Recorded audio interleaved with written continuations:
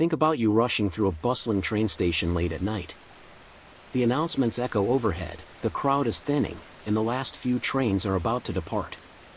Then, you notice something, a dark, unclaimed suitcase sitting against a column. At first, it looks ordinary, the kind of bag people leave behind when they're in a hurry. But there's something off about this one. Security guards approach, concerned. When they finally unzip it, what they find inside changes everything. It wasn't clothes. It wasn't electronics. Inside the suitcase was the body of a young woman. Now, before we go any further into this chilling mystery, where a single piece of forgotten luggage would lead investigators into one of the most disturbing discoveries in modern crime, make sure you're subscribed, because we always bring you real stories filled with mystery, suspense, and twists you will never forget.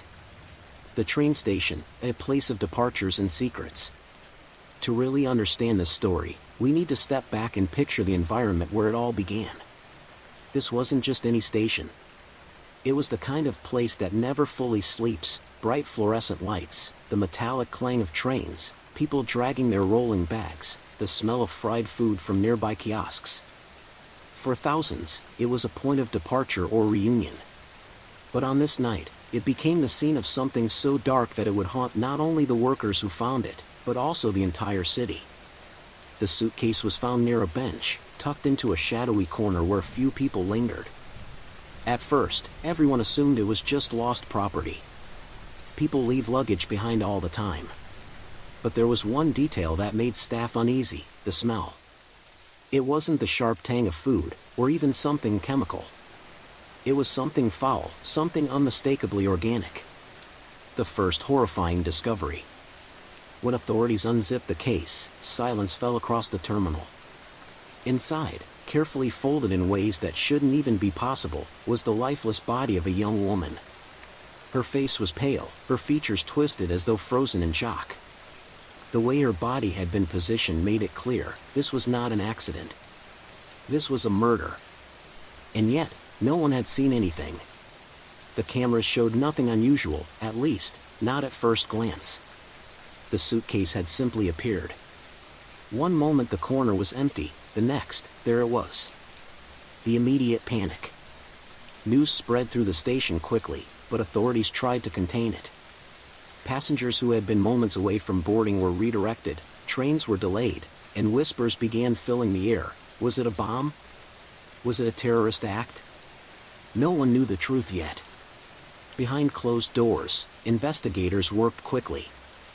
They sealed off the area, questioned workers, and replayed hours of CCTV footage.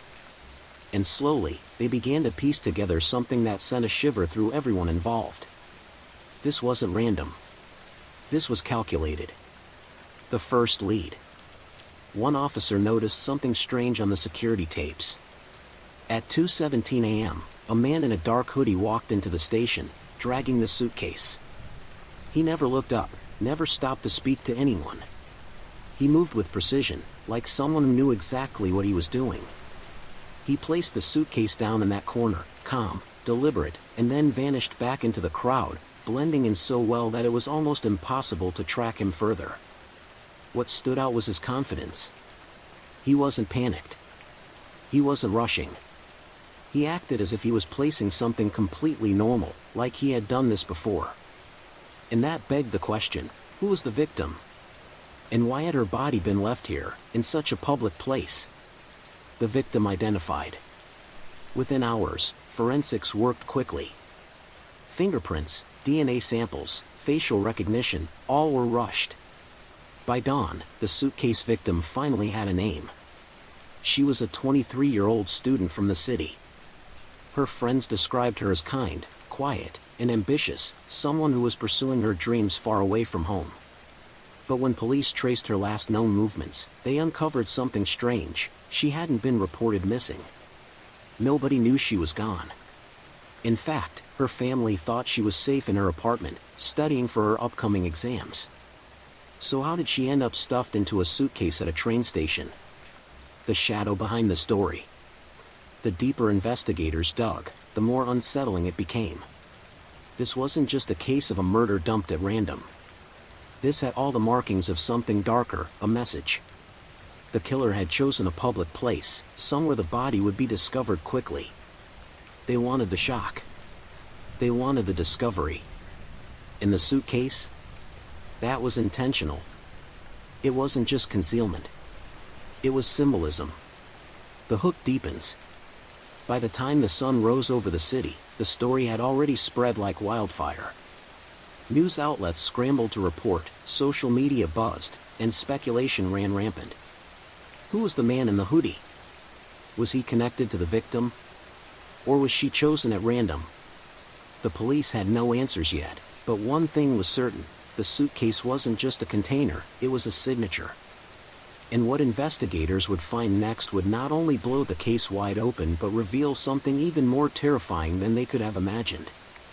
If you're still with me, you know this story is only getting darker. Stick around, because what investigators uncover next is straight out of a nightmare, and you don't want to miss it. Make sure you've liked this video so more people can see these chilling stories. The girl in the suitcase. The discovery of the body in the suitcase sent ripples of fear across the city. By morning, the station was crawling with investigators, forensic teams, and reporters. Everyone wanted answers, but the more authorities learned about the young woman, the less sense it all made. A life interrupted. Her name was Mara Jensen. At just 23, she was everything you'd imagine a promising student to be. Bright. Focused. Loved by her friends and family. She lived in a modest apartment near the university, worked part-time at a coffee shop, and dreamed of becoming a journalist. Her social media painted a picture of someone ordinary, posts about exams, late-night study sessions, and pictures with friends at cafes. There were no enemies. No debts. No drama. And yet, here she was, found lifeless in the most chilling way imaginable. The question wasn't just who would do this, but why Mara? The autopsy, a chilling clue. The medical examiner's report was both revealing and disturbing. Mara hadn't been dead long, less than 24 hours before she was discovered. But it wasn't the timeline that shocked investigators. It was the cause of death. Mara had been suffocated.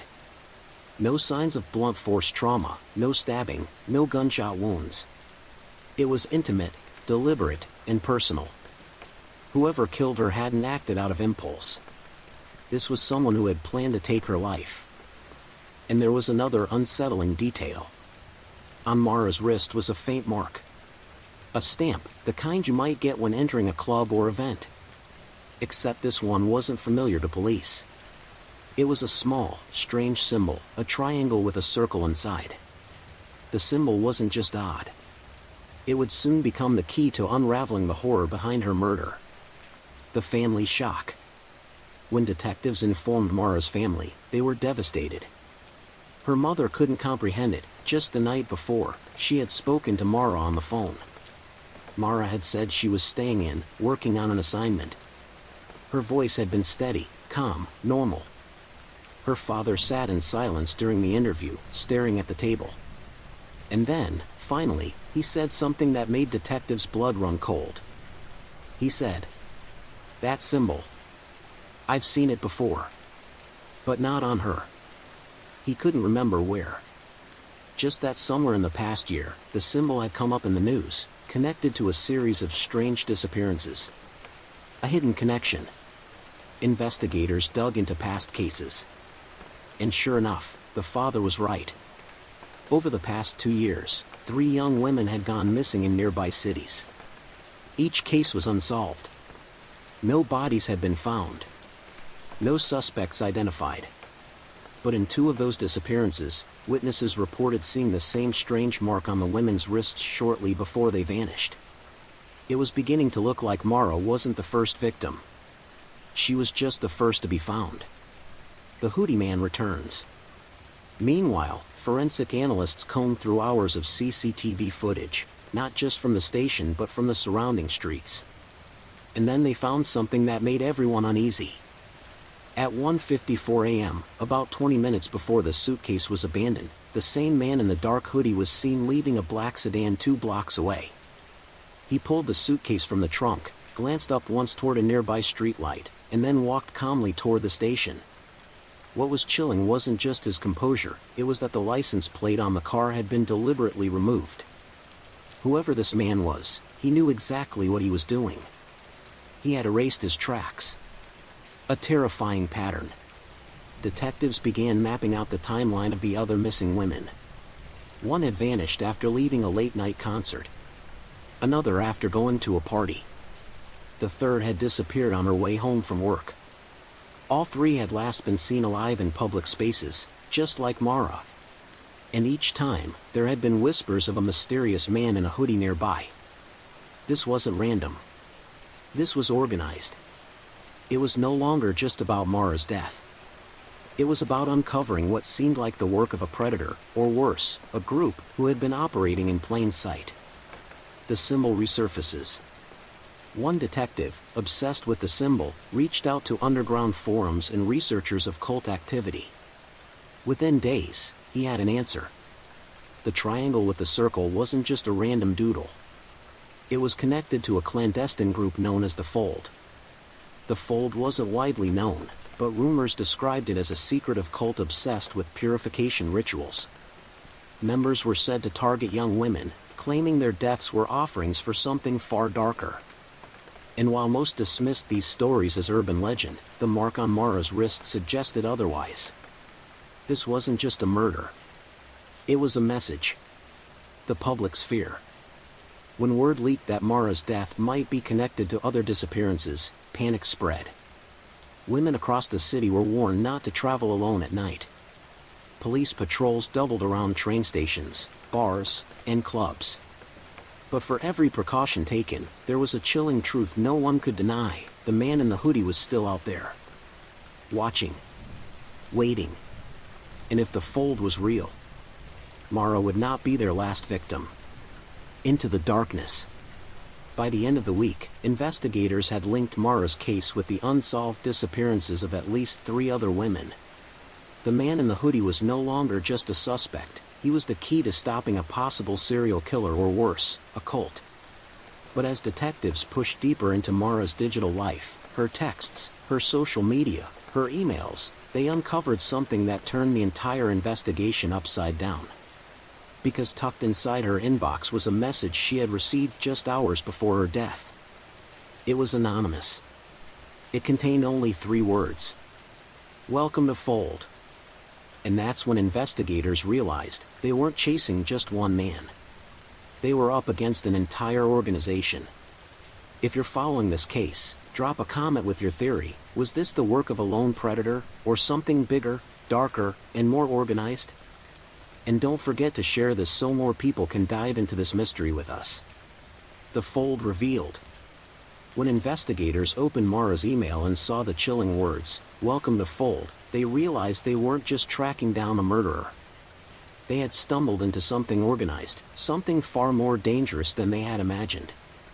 The secret inbox. Mara's email account contained more than just that one cryptic message. Scrolling back through her inbox, detectives found several odd notes that she had never opened. Each one came from different anonymous accounts. They weren't long, either, just single phrases. "The time is near. Do you accept? Prepare yourself."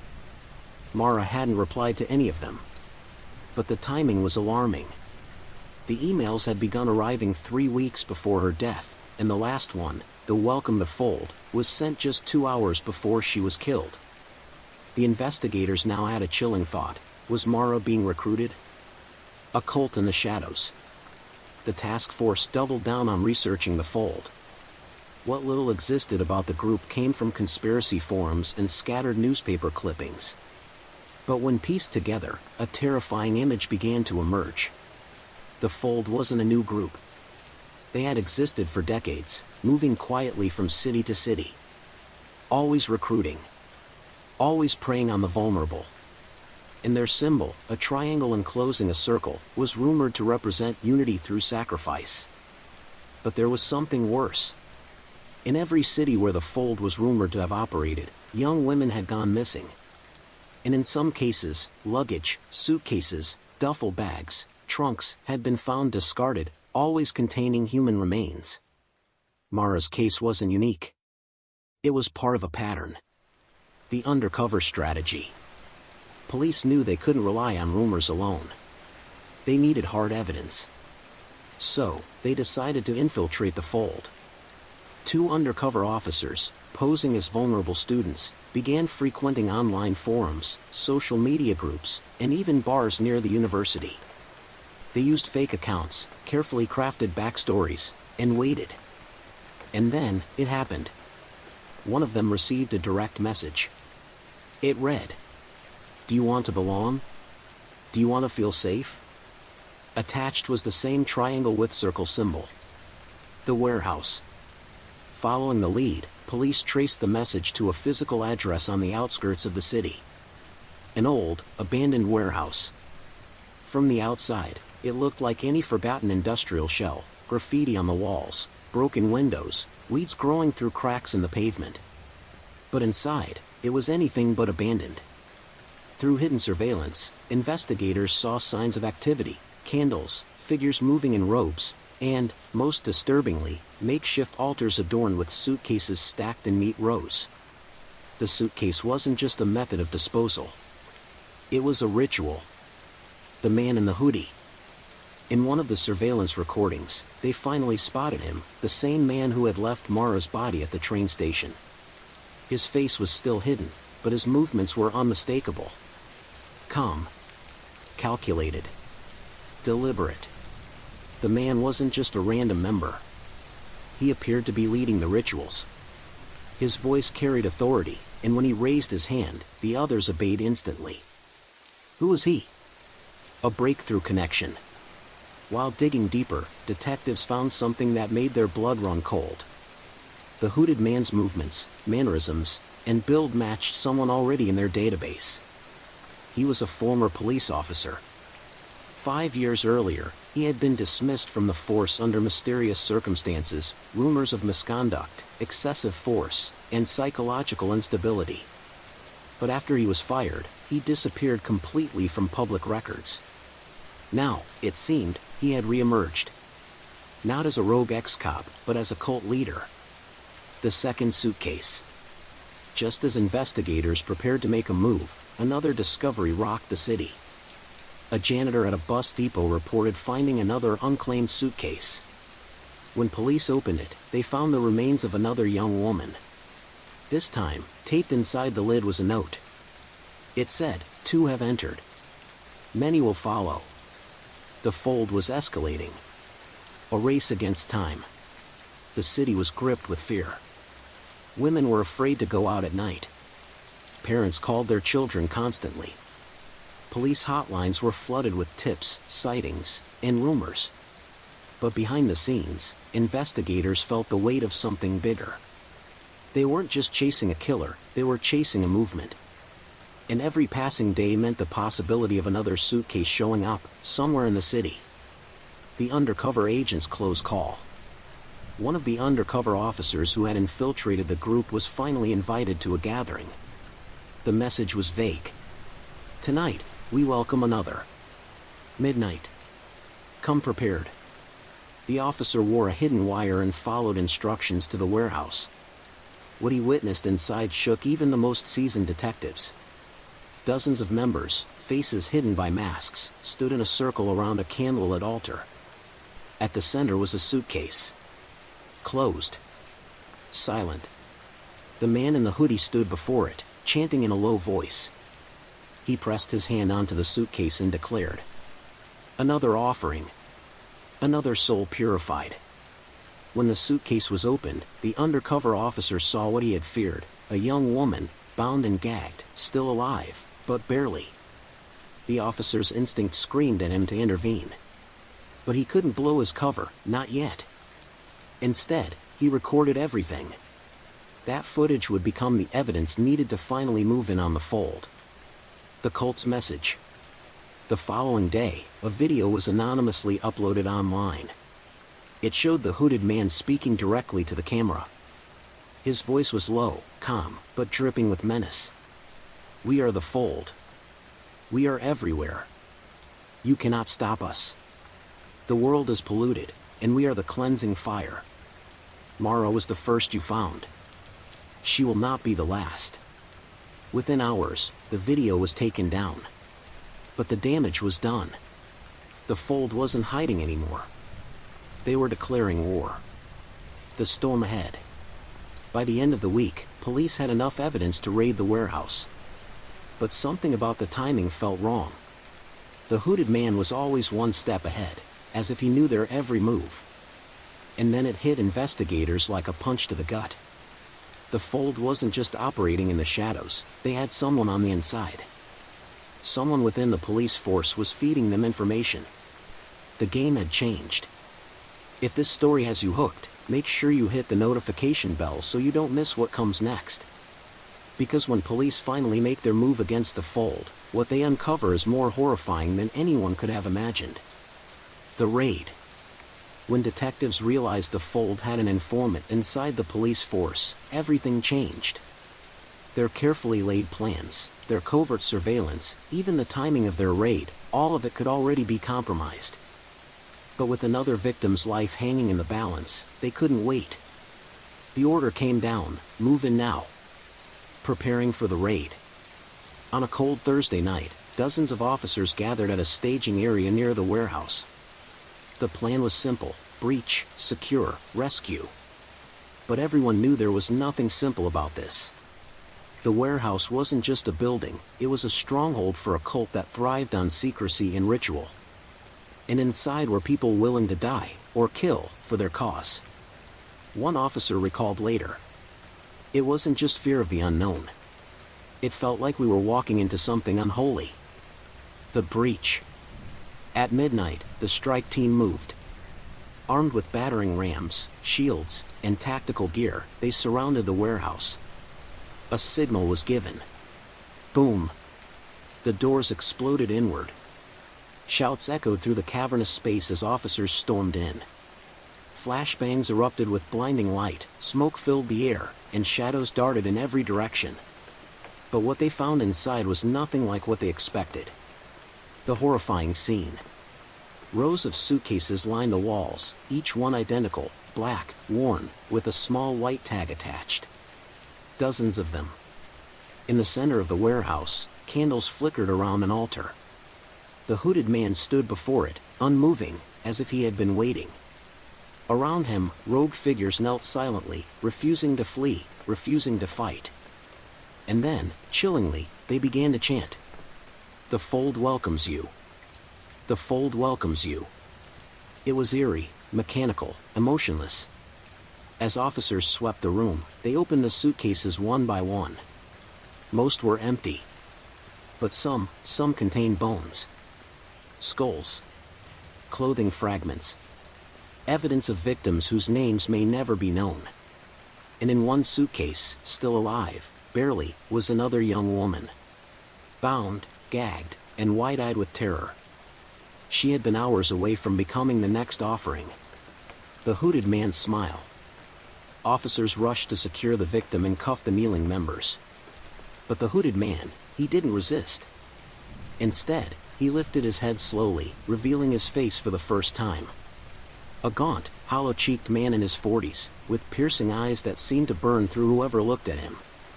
And then, he smiled. "You're too late," he whispered. That was when an officer noticed something strange, a small device strapped under the altar, blinking red. The explosion. Shouts erupted, "Bomb! Bomb!" as officers scrambled. Seconds later, a deafening blast tore through the warehouse. The explosion wasn't massive enough to level the building, but it sent fire and debris ripping through the center. Several officers were injured. In the chaos, smoke filled the air, alarms wailed, and the hooded man was gone. Vanished. When the dust settled, only the lowest-ranking cult members remained, dazed and compliant. Their leader had escaped, slipping away like a ghost in the confusion. The aftermath. The raid saved a life, but it also left investigators with more questions than answers. Dozens of suitcases were seized, their grim contents catalogued. But no one could confirm how many victims there truly were. The rescued woman, once able to speak, confirmed the darkest fear. She had been lured by someone she thought she could trust. A man who had offered her protection, safety, belonging. She described him in chilling detail. His eyes, they never blinked. He made you feel like he knew everything about you. There was no doubt. She was describing the hooded man. The betrayal from within. In the days that followed, forensic teams scoured the warehouse for clues. Among the rubble, they found something that confirmed their suspicions, an encrypted police radio. The fold hadn't just been tipped off. They had access to internal communications. The leak came from inside law enforcement. And when investigators narrowed it down, the truth was even more devastating than they feared. One of their own detectives, a man who had been working the case from day one, was feeding information to the fold. When confronted, he broke down immediately. "You don't understand," he sobbed. "They promised me salvation. They promised me safety when the cleansing comes." The betrayal cut deep. The fold hadn't just infiltrated society, they had infiltrated the very system meant to stop them. The network. Through seized laptops and documents, investigators uncovered evidence that the fold wasn't confined to one city. They were part of a network, operating quietly across multiple countries.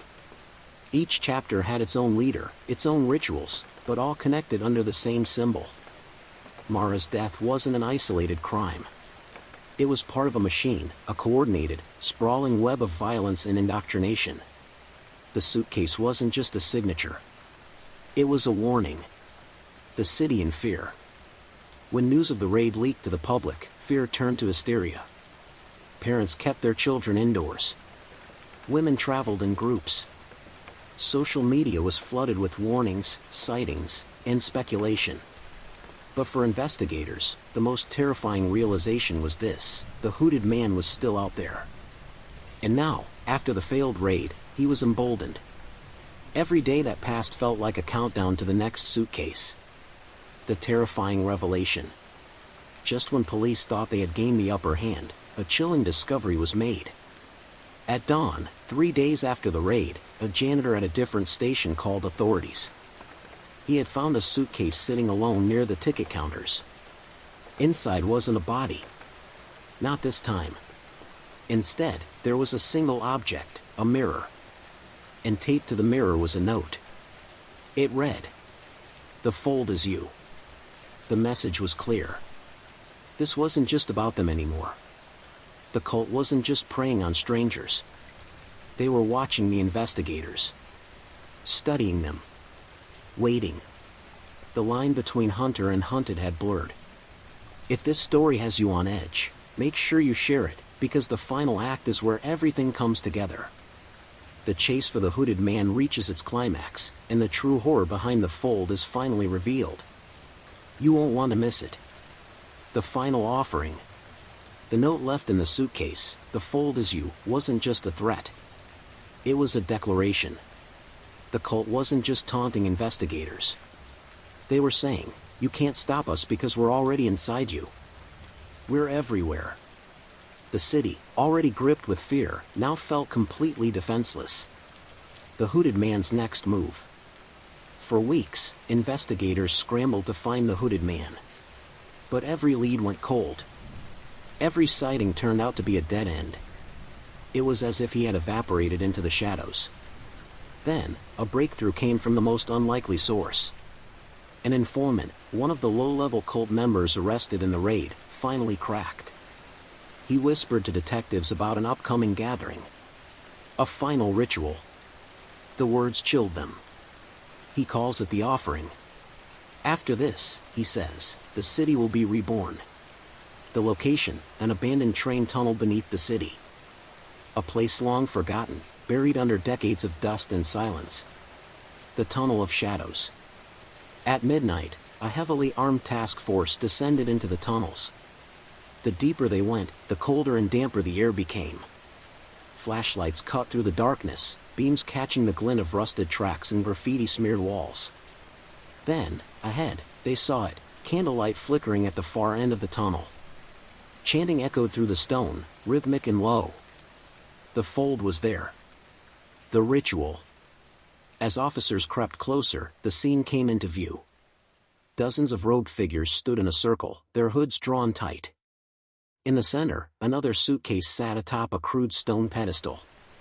Candles surrounded it, their flames swaying with the damp air. The hooded man stood behind the suitcase, his arms raised. His voice carried power, reverberating through the tunnel. Tonight, we transcend. Tonight, we are not few, we are many. Tonight, we fold the world into purity. And then, with deliberate slowness, he unzipped the suitcase. Inside was a young child. Terrified. Barely breathing.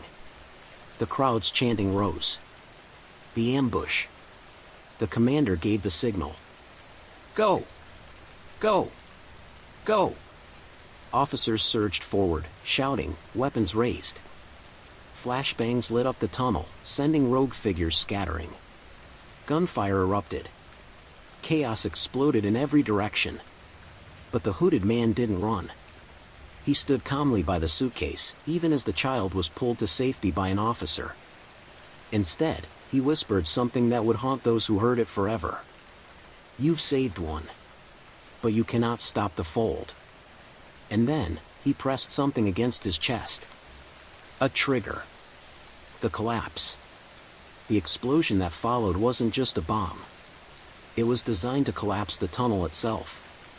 Stone, steel, and dust crashed down as officers scrambled to escape. Many were injured. Some never made it out. When the air cleared, the tunnel was sealed. The hooded man, and several of his followers, were buried beneath the rubble. Or so it seemed. The aftermath. The city erupted in relief when news spread that the child had been saved. The fold was declared dismantled. The warehouse destroyed, the tunnel sealed, the hooded man dead. But among the investigators, there was no celebration. Because in the days that followed, strange things began to happen. At bus stations, train platforms, even airports, unclaimed suitcases started appearing again. Each one empty. Each one bearing the same white tag. And on some of those tags, a single message was scrawled. We are still here. The true horror. In the weeks that followed, whispers of the fold spread across the country. Copycat groups emerged online. Videos of masked figures chanting their mantra appeared on encrypted channels. And everywhere investigators looked, the same symbol appeared, a triangle enclosing a circle. The fold hadn't ended. It had multiplied. Mara wasn't just a victim. She was the beginning of a story that had no end. The story's closing chill. Years later, one of the officers who had been at the warehouse raid admitted something in an interview. He said that on the night of the collapse, as the dust settled and he was crawling to safety, he heard a voice. It wasn't panicked. It wasn't angry. It was calm. It said, "You can bury me. But you cannot bury the fold." To this day, no one knows if the hooded man truly died in that tunnel, or if he's still out there, watching, waiting, planning the next suitcase. Backhand index pointing right. If this story left you chilled, don't leave without subscribing, because there are always more stories like this, and some are even darker. The fold might be fiction, but the idea of evil hiding in plain sight? That's very real. Stay safe, stay curious, and always question the shadows.